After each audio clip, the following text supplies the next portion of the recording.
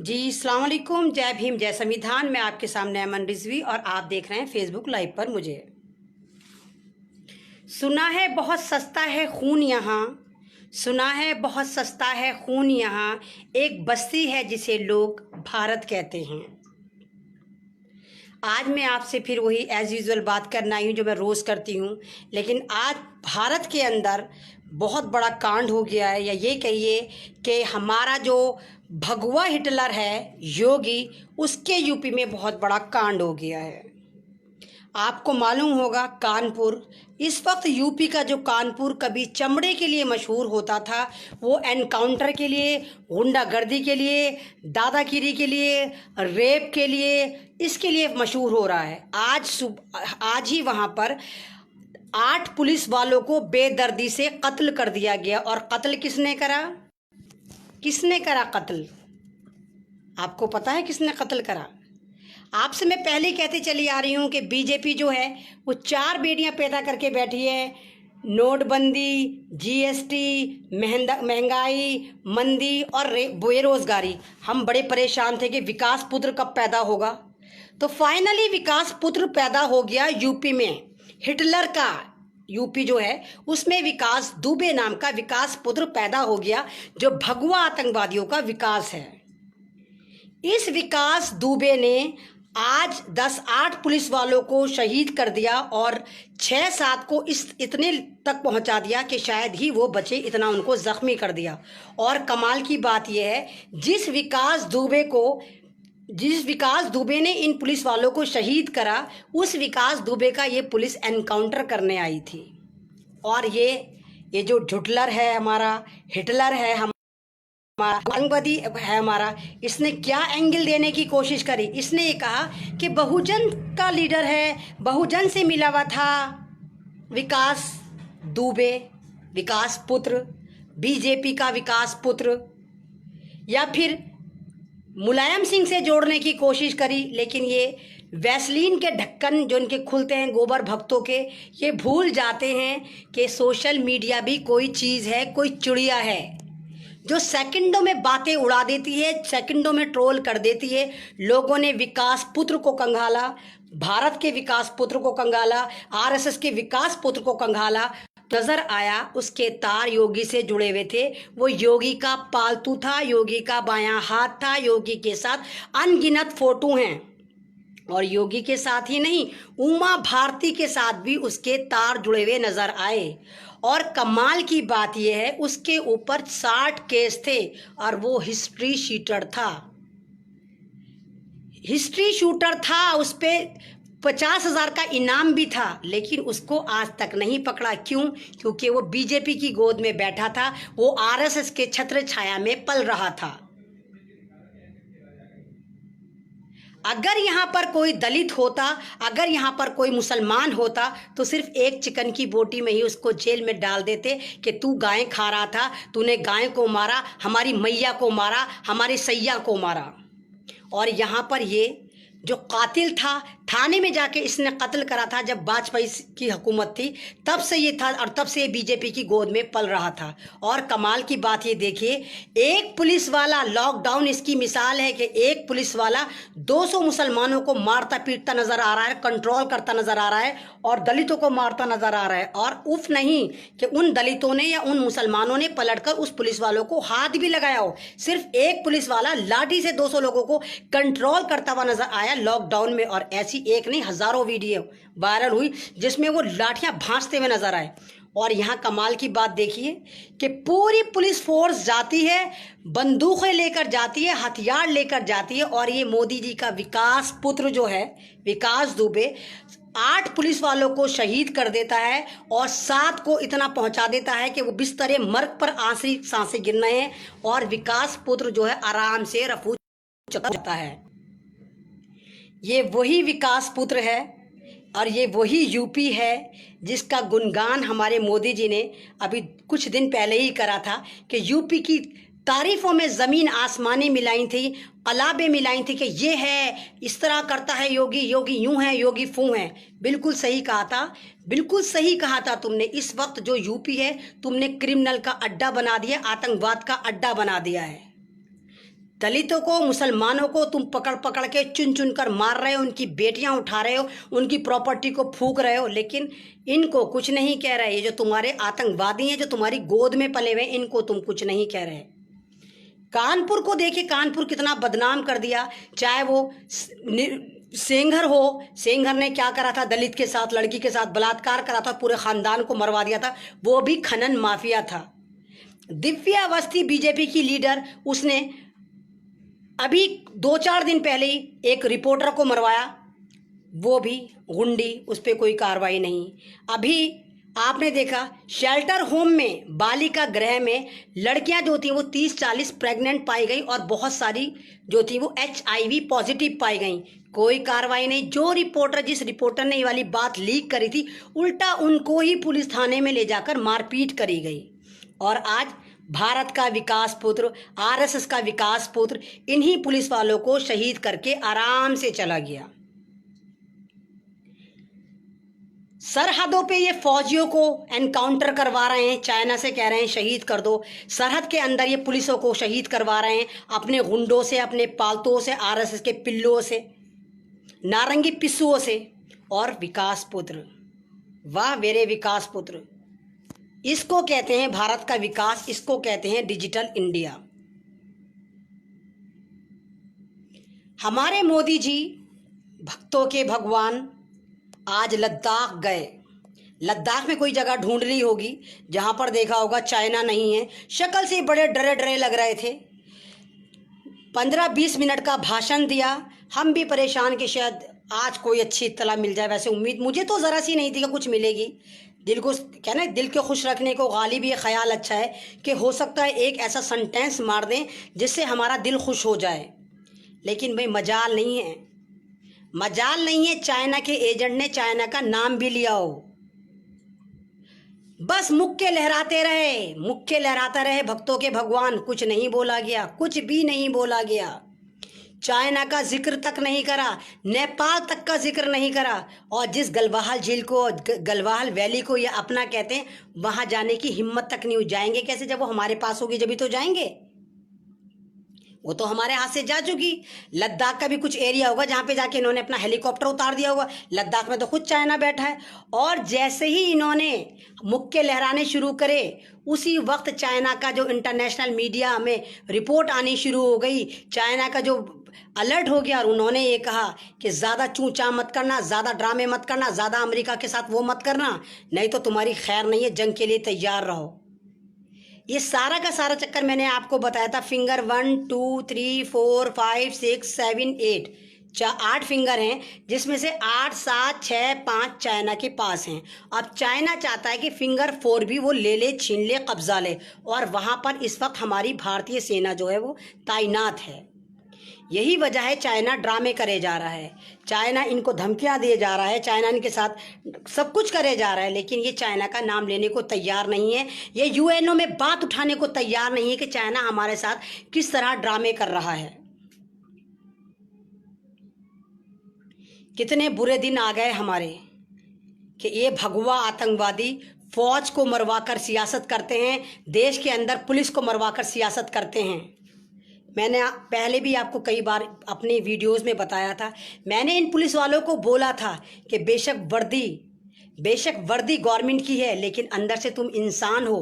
तुमने बहुत जुल्म करे, बहुत मासूम दलितों को मारा, बहुत मासूम लाठियों से तुमने सर फाड़ फाड़ के अभी लॉकडाउन में सबको ऊपर की हवा खिलाई। बहुत सारे जो अभी NRC में तुमने यूपी में झगड़े करे थे, डायरेक्ट तुमने मुसलमानों के गोलियां मारी थी। मत करो इतना जुल्म, क्योंकि जो तुम पे जुल्म करवा रहे हैं वो तुम्हारे कभी नहीं होंगे। वो अपने बाप के सगे नहीं हैं तो वो तुम्हारे सगे कैसे हो जाएंगे?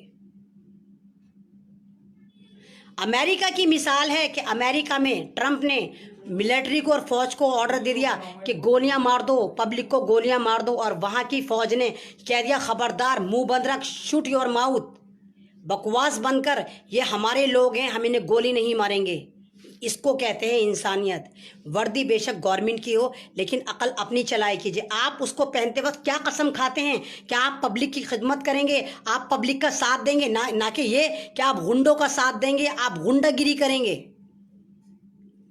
तो अब गिरेबान में पुलिस वालों के हाथ पहुंच चुका है। अब पुलिस वाले भी मरना शुरू हो गए हैं, या इस भगवा आतंकवादी जो सरकार है इसने मारना शुरू कर दिया हो। चाहे वो बुलंदशहर हो, जब इस्लामा था तो तब भी वहाँ पे इन्होंने भगवा आतंकवादियों ने उन्हीं की सर्विस रिवॉल्वर लेकर उनको शहीद कर दिया था।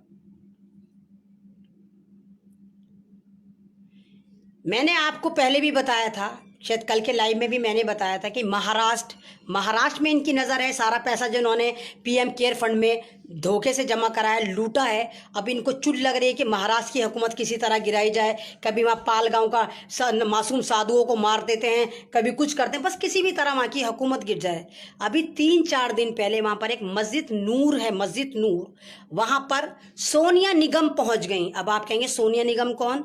भाई आपको याद होगा 3 साल पहले सोनू निगम नहीं है, वल्ला खबीसी जो दुबई जाकर फंस गया था, जिसको भारत में अजान से प्रॉब्लम हो रही थी और सऊदी में जाकर, दुबई में जाकर क्या कह रहा था वो, माशाल्लाह बड़ी अच्छी अजानें, बड़ी प्यारी लगती है। और क्या बोला था उसने, वतु इज्जु मंतशा वतु जिल्लु मंतशा, यानी अल्लाह जिसको चाहे इज्जत दे दे और जिसको चाहे जलील कर दे। यानी वहाँ जाते ही वो वतु इज्जु मंतशा वतु जिल्लु मंतशा कर रहा था और अजान को कह रहा था माशाल्लाह कितनी प्यारी आवाज़ है। वही सोनू निगम जिसको भारत में अजान की आवाज़ पे मौत आती थी और कह रहा था इसको बैन करो, तो इसी की बहन सोनिया निगम जो है एक मस्जिद में पहुंच गई और ड्रामे करने शुरू कर दिए कि अजान बैन होनी चाहिए। ये सारा इनका ड्रामा चल रहा है कि किसी भी तरह भारत में मस्जिदों को बैन कर दिया जाए, मस्जिदों में ताले डाल दिए जाएं, ताकि यहाँ मज़हब को हम ख़त्म कर सकें, मुसलमानों को ख़त्म कर सकें, इस्लाम को ख़त्म कर सकें। जैसे अभी आपको पता है हमारी बकरीद आने वाली है। बकरीद का नाम आते ही जानवरों की मोहब्बत जाग गई इन आरएसएस के नारंगी पिस्सुओं में कि भाई जानवर जो होते हैं जीव होते हैं, जीव हत्या नहीं करनी चाहिए। जय श्री राम का नारा लगा के मुसलमानों को मार दो, वो जायज़, लेकिन जीव की हत्या नहीं करनी चाहिए। क्यों? तुम मुर्गा नहीं खाते, मुर्गा जीव नहीं होता। तुम मछली नहीं खाते, मछली जीव नहीं होती। तुम खिंजीर नहीं खाते, वो खिंजीर जीव नहीं होता। और भाइयों, भारत में मुर्गा सबसे ज़्यादा महंगा इनकी वजह से, क्योंकि सबसे ज़्यादा भारत में नॉन मुस्लिम मुर्गा खाते हैं या बीफ खाते हैं। जब भी इनके नवरात्रे आते हैं तो पूछो भैया मुर्गा जो है 70-80 रुपये किलो क्यों हो जाता है? वैसे तो 220-260 चलता है। सिर्फ बेवकूफ़ बनाने के लिए तुम ड्रामे करते हो। और आपको बताऊं, दुनिया का नंबर 3 बीफ एक्सपोर्टर भारत है।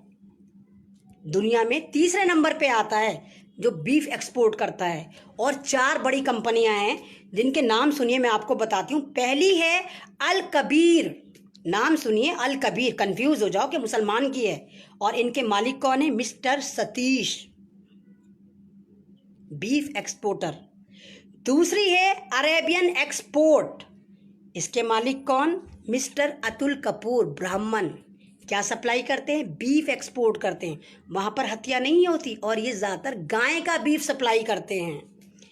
नंबर 3 पे आता है MKR फ्रोजन एक्सपोर्ट, इसके मालिक कौन है? मिस्टर मदन। क्या एक्सपोर्ट करते हैं? बीफ, उसमें गायें भी होती हैं। नंबर 4 पे आता है PML इंडस्ट्रियल एक्सपोर्ट, इसके मालिक कौन है? Mister SA Bindra. और ये सारे के सारे जो हैं वो नॉन मुस्लिम हैं या ब्राह्मण हैं। और मज़े की बात यह है कि ज़्यादातर जो है गाय का और भैंस का बीफ एक्सपोर्ट करते हैं। मुसलमान मुर्गा खाता है तो गाय बन जाती है, और इन्हीं के ये लोग गाय को एक्सपोर्ट करते हैं तो गाय नज़र नहीं आती इनको। इनकी नॉलेज ज़ीरो हो जाती है। इनके जो गोबर भक्ति है, जो इनके भेजों में गोबर भरा हुआ है, इन्हें कुछ नज़र नहीं आता है। सिर्फ जय श्री राम का नारा लगवाकर मुसलमानों को मरवा दो कि गाय काटी है, गाय ये करा है, गाय वो करा है, गाय धमाका करा है। और आपको एक और मज़े की बात बताऊं, भारत में जितनी भी लेदर एक्सपोर्ट की कंपनियां हैं वो ज़्यादातर जो है वो ब्राह्मणों के ही पास हैं। और एक तो है काओ स्किन एक्सपोर्ट, जो गाय की खालों से बनाती है, और वो मुर्दा खाल नहीं होती, वो बिल्कुल जिंदा गायों को सेक्रीफाई करा जाता है, कुर्बान करा जाता है। क्योंकि अगर मुर्दा गाय होगी, कोई सड़क पे पड़ी भी मिलेगी तो उसका चमड़ा ऐंठ जाता है। तो ये सेक्रीफाई करते हैं, कुर्बान करते हैं, फिर उसके चमड़े से पर्स, जूते, लेदर, बेल्ट जो बनती हैं वो सब बनाते हैं। उस वक्त इनको अपनी माँ नज़र नहीं आती, उस वक्त इनको नज़र नहीं आता है कि इनके भाई इनकी माँ के साथ क्या कर रहे हैं।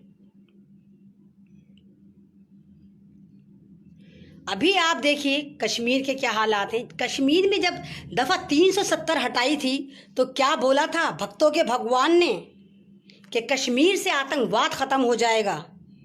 कितना बढ़िया आतंकवाद ख़त्म हुआ।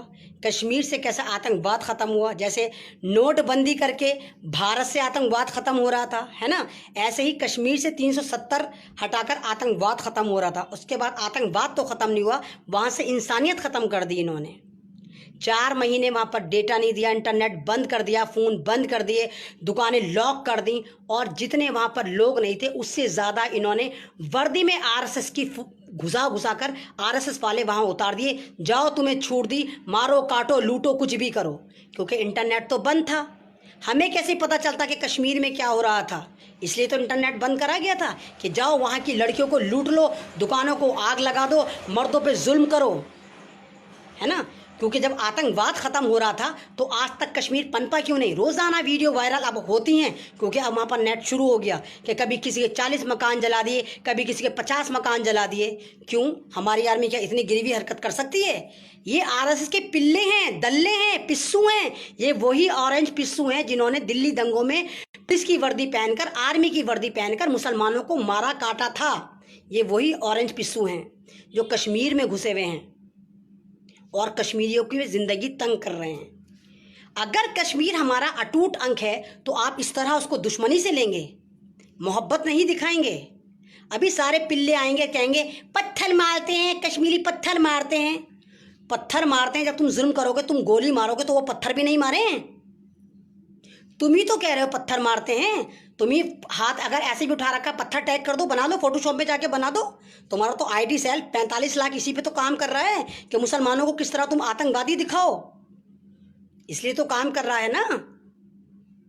अभी 3-4 दिन पहले एक बच्चा अपने दादा के साथ कहीं जा रहा था और ये फर्जी आर्मी, ये जो आरएसएस के नारंगी पिस्सू हैं, वो उनको रोकते हैं। उसी बच्चे के सामने उनके सीने में गोलियां ठोक देते हैं और उन पर चढ़कर खड़े हो जाते हैं। उस बच्चे को इतना भी नहीं पता कि मेरे दादा मर चुके हैं। 3 साल का मासूम बच्चा, वो बेचारा हैरान होता है, फिर अपने दादा की छाती पे चढ़कर बैठ जाता है और ये वीडियो बहुत तेज़ से वायरल हो रही है।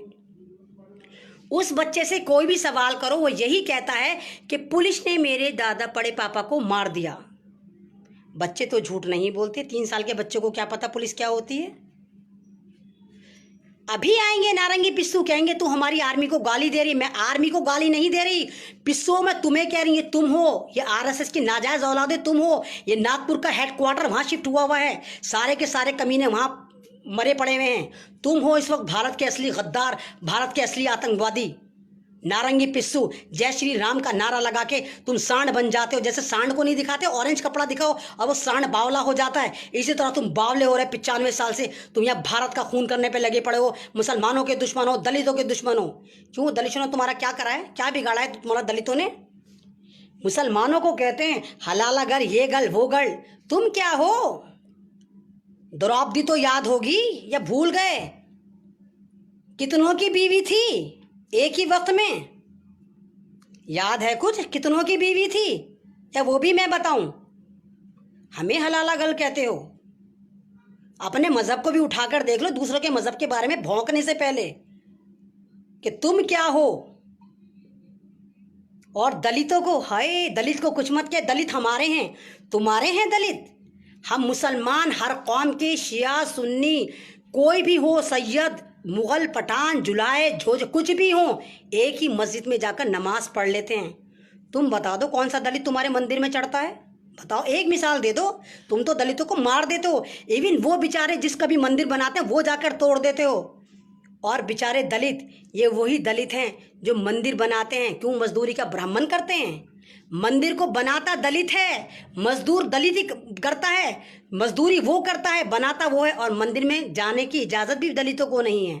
क्यों? जब वो मंदिर बना रहा था तो मंदिर के अंदर नहीं जाता, अंदर जो सब काम होता है तो मंदिर के अंदर घुसा नहीं होता।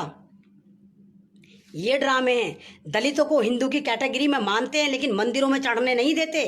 दलितों की लड़कियों को मान ले गनीमत उठा उठा कर ले जाते हैं। बिहार की मिसाल सामने है। ये जितने भी शेल्टर होम हैं गरीब, इनमें बच्चियां रहती हैं, दलित समाज की तो रहती हैं।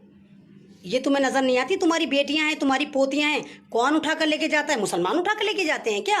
सरदार उठा कर लेके जाते हैं? ईसाई उठा कर लेके जाते हैं? तुम उठा कर लेके जाते हो नारंगी पिस्सो, तुम उठा कर लेके जाते हो आरएसएस के दल्ले पिल्लो तुम। चिन्मयानंद तो सबको याद होगा। चिन्मयानंद कॉलेज चलाता था, मेडिकल कॉलेज, और जिस मेडिकल कॉलेज को चलाता था 100% वहां पर हिंदू लड़कियां पढ़ती हैं। और उसका क्या आलम था? रोजाना 5-6 लड़कियों को बुलाता था और उनको यूज करता था, उनके साथ रातें गुजारता था।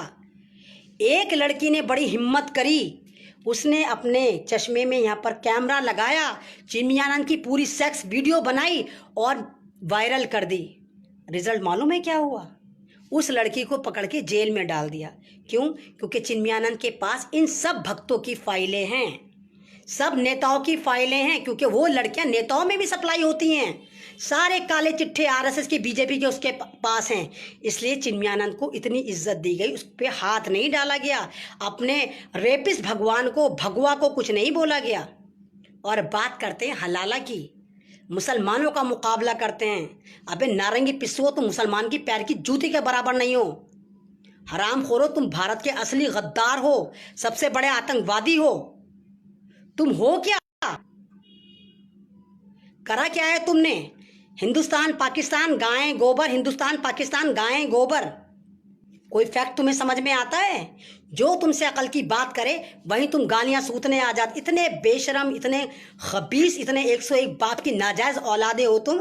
अपने भगवान का फोटो लगाते हैं और नीचे सेक्स की क्लिप मुझे सेंड करते हैं कि देख हम तेरा हाल ये करेंगे अहमद निज़वी, हम तेरा रेप कर लेंगे।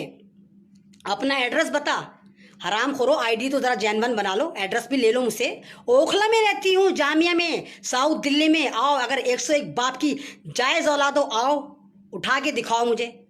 तुम्हारे बाप का माल हूँ, माले गनीमत हूँ, कोई भी आएगा लूट लेगा। सुप्रीम खुदा वाली हूँ। तुम दल्ले पिल्लों से नहीं डरती, ज़मीनी खुदाओं से, उस खुदा से डरती हूँ, क्योंकि मैं एक जन्म वाली हूँ। अगर मेरी मौत होगी तो मैं अभी गिर जाऊंगी, अभी मर जाऊंगी, लेकिन नहीं होगी। पूरा हेडक्वार्टर ले आओ नागपुर से और उसको मोहन भागमत को भी उठा लाओ, हाथ लगा के दिखाओ मुझे। अगर 101 बाप की जायज़ औलाद हो तो तुम नहीं कर सकते, क्योंकि तुम सब नाजायज़ औलाद होते हो। कहाँ है वो टेढ़े मुंह वाली? कहाँ मर गई वो तुम्हारी माँ जान की बहन नागनी?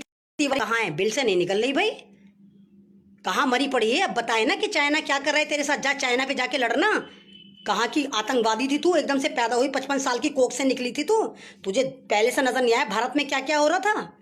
कश्मीरी पंडित इन्हें याद आते हैं, इन्हें तो पता है ना, जाहिलों को इन्हें तो पता है कि किसी को कुछ नहीं पता।